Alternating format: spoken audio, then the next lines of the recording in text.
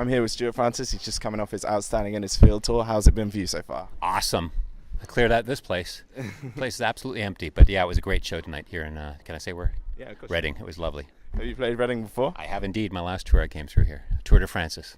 Oh yeah, of course. I mean, how does this tour maybe different from the Tour de France tour? Do you just trying to do what you know your fans love? Yeah, exactly. Same style, just different jokes and better timing, because that's just as I evolve, I become a better comedian, I guess, in that sense. But newer jokes, yeah.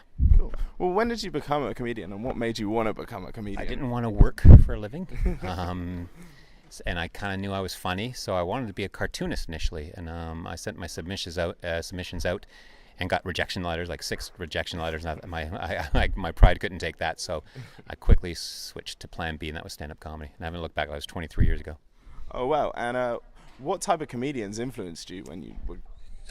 Steve Martin. I've just spoke about him in my act, but before he started making horrible movie decisions, and he was a fantastic, very innovative stand-up comedian. He was very inspirational to me. Cool. And you've really, really kicked off in the UK. I mean, how does the UK and the Canadian or American audiences differ? UK is the best by far. It's the best comedy scene in the world, especially for my style of comedy. Do you think that's why the UK audience has really, really embraced you? Yeah, I think so. Both my parents are British, so that's I've got a British sense of humor, and it's where I need to be. That's why I moved here about 6 years ago. Where are your parents from? Scotland and Manchester. Oh wow, that's awesome. Well, you do sort of lots of different panel shows, and you worked on Mock the Week, and you do the stand-up. I mean, which one do you prefer? Do you prefer coming out and just playing to the people, or do you prefer, doing Mock the Week with all the big comedians? They're both equally challenging. It doesn't speak to my personality being a public performer.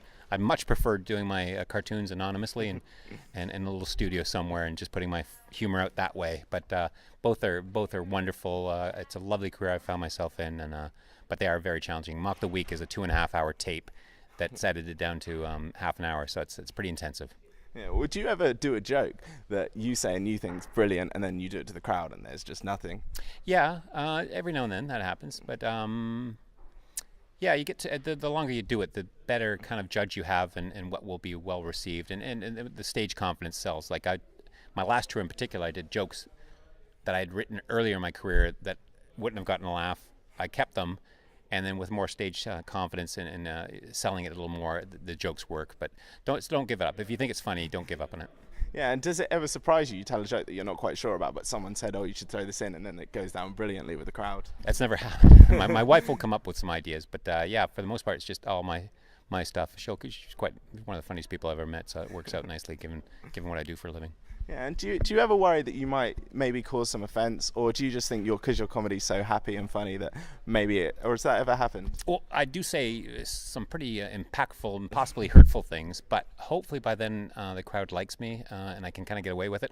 I don't dwell on it because that would be hurtful and mean-spirited. So I'll say something shocking, then I'll move on. So I don't dwell on it, and that's the beauty of one-liner comedy. You can chop and change and move all over the place. And you don't dwell on a certain subject, because that it then becomes you're making a statement about something as opposed to just my stuff's usually just wordplay. Yeah. And that's so I try not to offend. I'm here. I brought here just specifically to make people laugh, so that's my intention. That's awesome. And what can we expect from the future for Stewart Francis? A book of cartoons, hopefully that will in the next year or two. But the tour goes on until the end of November. Then a DVD comes out, and I'm going to share the a tour next year with 2 Canadian guys, Craig Campbell and Glenn Wool, and so I'll be doing a mini tour with them next year, and then that kind of stuff. I'll always be popping up on TV and writing and performing. Awesome. Well, last of all, what is your favorite joke? My favorite joke, the one I can't do it, but about my ex-girl. Well, I'll do it. My ex-girlfriend said we can work on my bladder problem together. I said there is no we. I love it. That's that's one of my many favorite jokes. Well, Stewart Francis, thank you so much for your time. You're welcome. You're more than welcome.